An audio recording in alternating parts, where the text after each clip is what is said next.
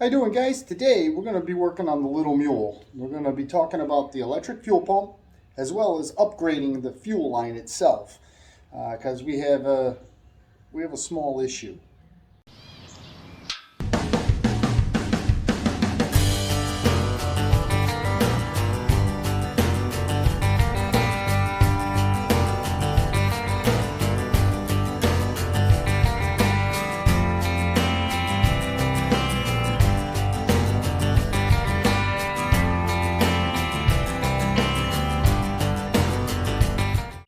So before I dive into the electric fuel pump itself, the reason for the replacement of the fuel line is this. Between the time I got home from the Kohlers show and today, it might have been just the jostling around in the truck trying to come home. Basically, this little area right here, from the brass barb to the rubber hose, it's leaking once the fuel pump turns on. It like drip, drip, drip of fuel out of this end of the hose, out of this end of the fuel line, I should say. Now I have basically the exact same setup on the carburetor. The rubber line goes up to the barb, and there's a spring clamp to hold it in place. What we're going to do with this is we're going to upgrade it to how I have my 1056 set up, which is essentially, I have a compression fitting here and a compression fitting on the carburetor, and I've run a hard copper line from the fuel pump all the way up to the carburetor itself. And I'll show you how I make that fuel line and how we'll make it look all nice and neat and clean from the fuel pump all the way up to the carburetor. And we'll make that one basic, once I got the compression fittings tightened down, it'll be one solid piece. And that'll really upgrade that and eliminate the possibilities for leaks. Also, we will talk about the fuel pump that I have here. So let me just go ahead and get this rubber line out. Let me get the fittings out of the fuel pump. Let me get the fitting out of the carburetor. And then we'll talk about making the fuel line itself.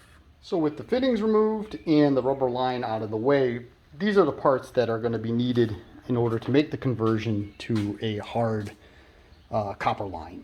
We're going to need some basic compression fittings. These are 1/4 by 1/8, so it's a 1/4 inch compression fitting on one end and an 1/8 inch pipe thread. And the pipe thread part of it, is what will screw into the fuel pump, and then also correspondingly will screw into the carburetor. If I can do this with my left hand, I'll be lucky. There we go. Nope. There we go. And obviously we would have to tighten it down, but essentially what that does is it gives us the compression end so we can go ahead and put a copper line in. So let me take this off real quick and we'll talk about that. And this is the compression end. Obviously, basically this stuff is for like refrigerators, for plumbing a water line to a refrigerator. And you have the little ferrule that goes over the pipe that goes in here like that, and then there's the nut goes here, and that's what crimps everything down nice and tight for us. You also need to have some 1/4 inch copper pipe. We use the soft style so that way it'll be easy to bend.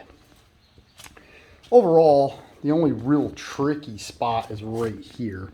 This dipstick tube is right in where the outlet is of the fuel pump. So my rubber line came around this side of the tube, but because that's such a tight bend, I think what we're going to do is we're going to come out of the fuel pump, we're going to go around the back side, or the front side I should say, of the dipstick, come around, go through this rubber mount, that'll hold the copper line in place, and then it'll ultimately come out from underneath the governor arm and then go straight, or kind of bend up and go into the carburetor itself.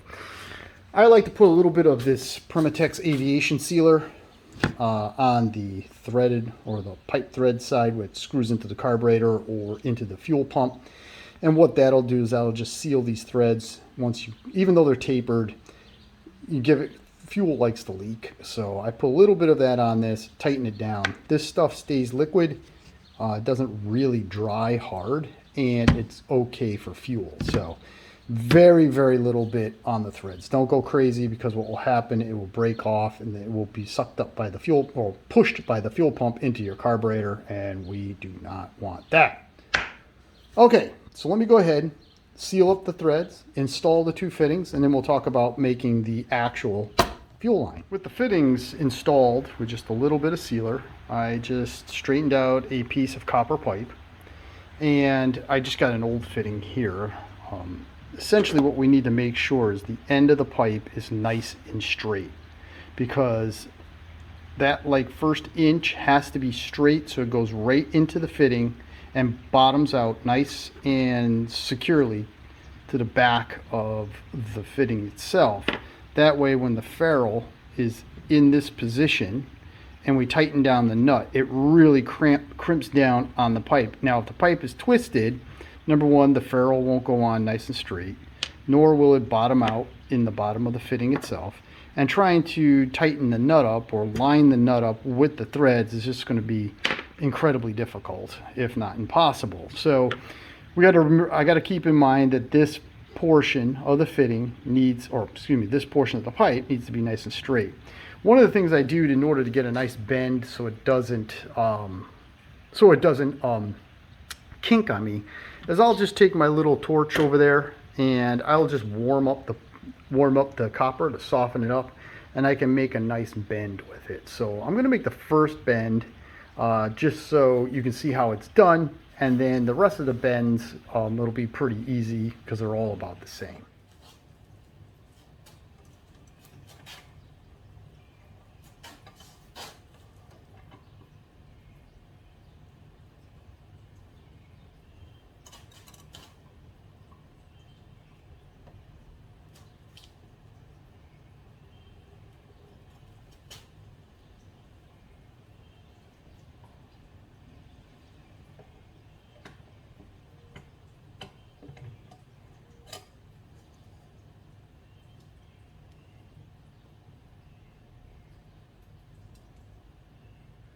All right, I think I'm pretty much done for tonight, but as you can see, we've got it pretty good. It comes out of the fuel pump, it comes around real nice and smooth all the way around the dipstick tube. I did bend it up a little bit so it'll clear the starter, so we have plenty of room around the starter itself. And I'm going to, tomorrow, not tonight, I'm going to go ahead and make that 90-degree bend to go along the engine to start heading me to the carburetor. All right, it's dinner time, it's break time. I'll see you tomorrow. With a little bit of this and a little bit of that, we have the fuel line installed. Came out really good. I'm real happy with it.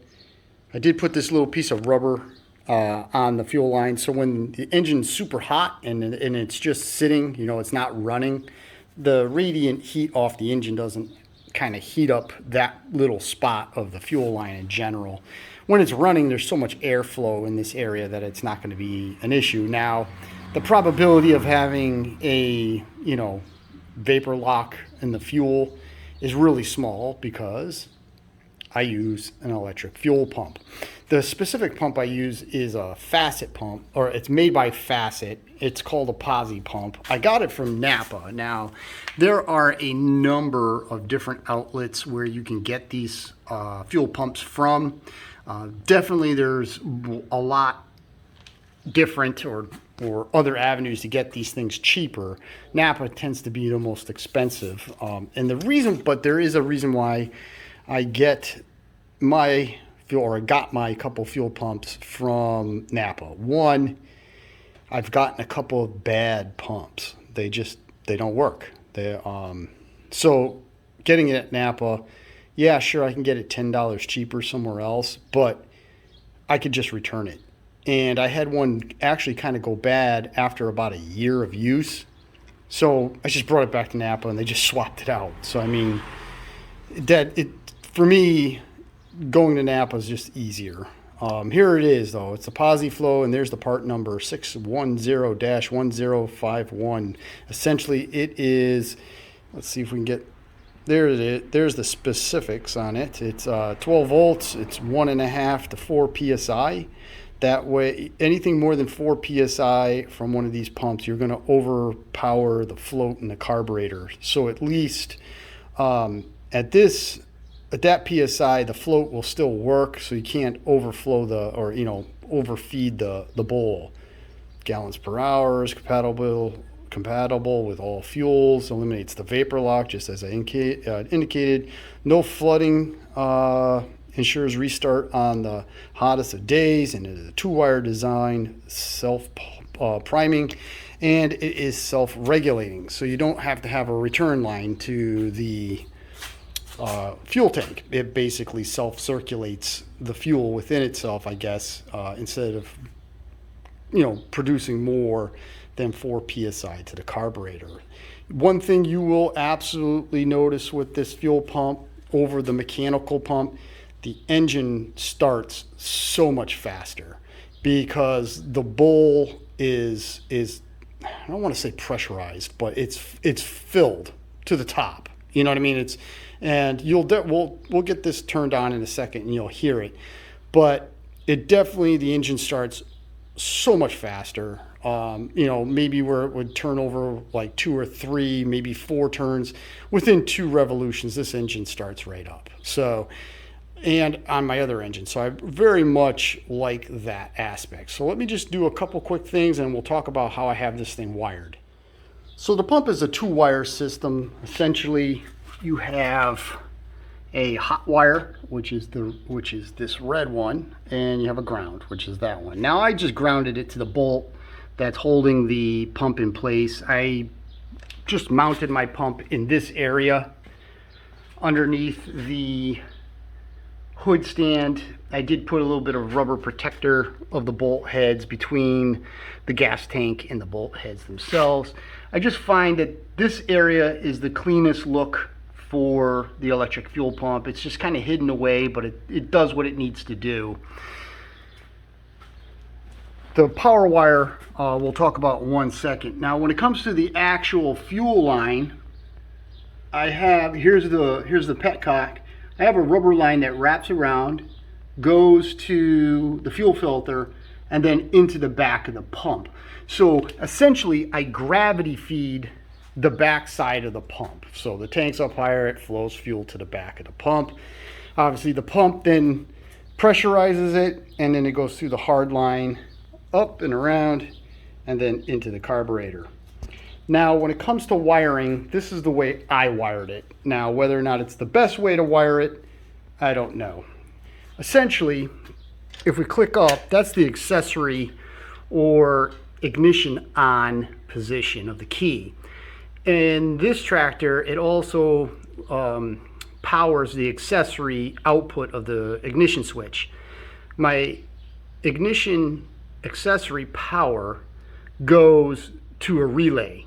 Now the relay is mounted way down under here. There's actually 2 relays underneath there. There's one relay for the fuel pump and there's one relay for the lights. Now there is a inline fuse to the pump itself. So accessory wire to the relay. There's a hot power wire to the relay which has a fuse inline to it. There's the ground for the relay, and then there's the signal wire coming out of the relay. The signal wire coming out of the relay then goes up to the switch. I have this switch right here in line to the power to the fuel pump. And I did that so I can keep the tractor in the accessory position. I can turn my lights on or just let it, for whatever reason. I can leave the switch in the accessory position without the fuel pump running. So, for example, with the switch off and I go into accessory, the fuel pump doesn't turn on. But if I turn the switch on, obviously the pump will go on. Or I could just leave the switch on and then go to accessory, just like a car, and the fuel pump will turn on. I particularly don't like it that way, so that's why I put the switch. Now, from the switch, the output of the switch then goes to the fuel pump. And that's the red wire that you see coming out. and is just pigtailed, or has a clip right there, and then that goes to the pump itself. So that's how it's all wired up. Now let me actually connect the battery and we'll run it in a function test. With the fuel line or the fuel petcock open and the battery connected, let's just go through a function test and show you how it works. Let's just get rid of this. I just use that towel because I don't want it to chip up the bottom of the fender pan. If we go ahead, the way I have this wired is if I go ahead and turn the accessory on, basically the whole electrical system's armed, but it's not actually on. If I go ahead and click the light switch, you'll see that my lights come on. There it is. You see the lights are on. Essentially, the lights are wired exactly like the fuel pump. We have the accessory wire coming off the switch. It's pigtailed. One side goes to the relay for the lights. The other side goes to the relay for the fuel pump. And as I said, the output of the relay then goes to the switch. The switch then goes to the fuel pump itself. So now when I flip the switch for the fuel pump, you're going to hear it. I'm going to shut up for you.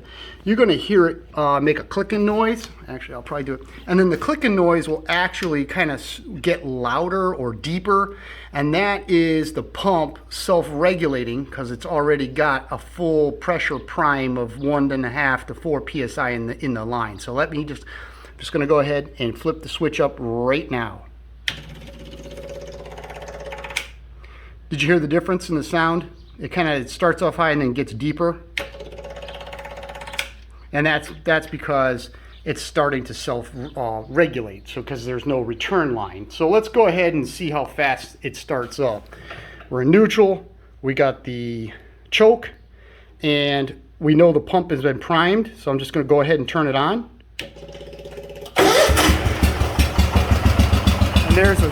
And there's how it starts, cold. And you can tell it's cold because if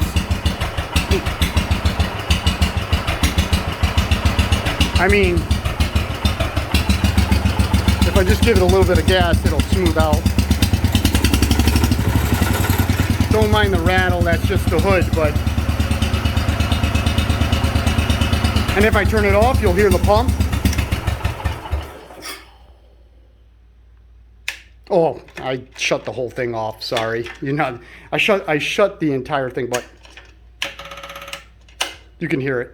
And that's how I got it. And that's how I have the fuel pump wired in. I haven't had any real issues with it. I did have a bad pump, brand new, opened it up and it didn't work. And then I did have one of these pumps fail after about a year of use. So on a quality basis, they're not the greatest in the world. Maybe, I know Holly has one that's about the same. I think Facet actually makes a pump for another company that it's exactly the same. It's just under a different brand.